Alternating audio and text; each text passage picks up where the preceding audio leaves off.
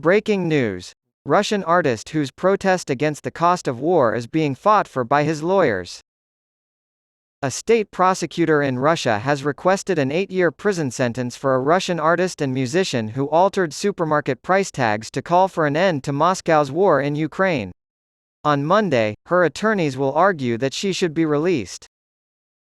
Alexandra Skochelenko, 33, or Sasha, as she is known to her friends, has been incarcerated in St. Petersburg, Russia, for over a year and a half while the Russian legal system processes her case.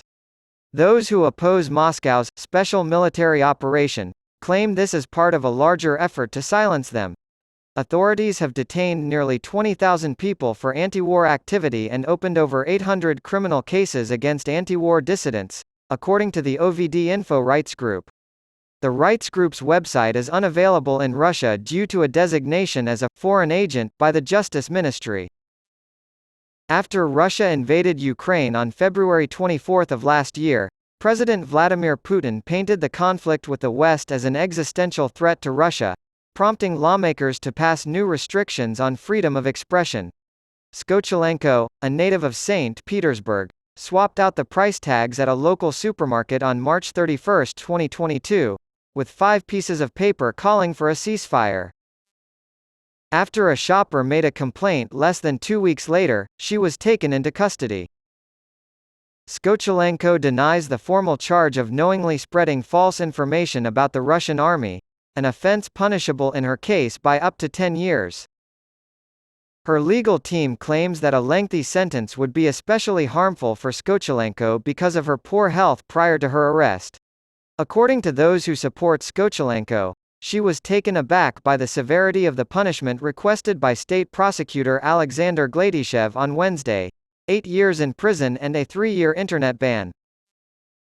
Prior to this, the prosecution claimed that Skochelenko committed a major crime out of political hatred towards Russia.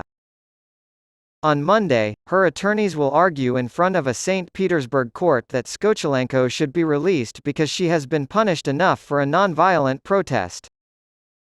The verdict, which could be handed down later on Monday or in the days that follow, will be followed by her final opportunity to address the court. Conscience prisoner. Mediazona, a Russian-language news outlet, reports that on November 3 she said in court, "I just wanted to stop the war, that was my motivation. Not hostility, but empathy instead.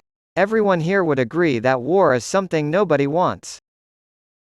Even you, Your Honor, the judge, even you, the state prosecutor, you also don't want people to die prematurely, for young soldiers to lie in the fields, for civilians to die." Skochelenko is what's called a prisoner of conscience, or someone who is in jail solely due to their beliefs or identity, according to Amnesty International. A website run by Skochelenko's supporters features photocopies of the fake price tags she created.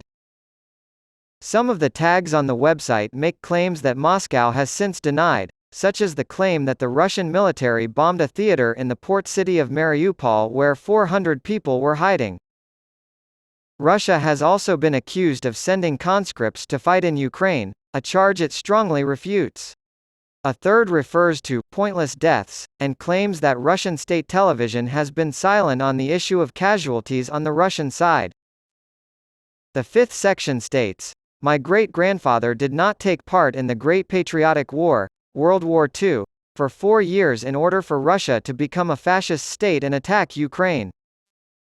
The Kremlin has claimed that it is the Ukrainian government, and not Russia, that has fascist tendencies, and that Russia was compelled to send troops into Ukraine in order to safeguard Russian speakers and prevent the further expansion of NATO, which it claims endangers Russia's national security.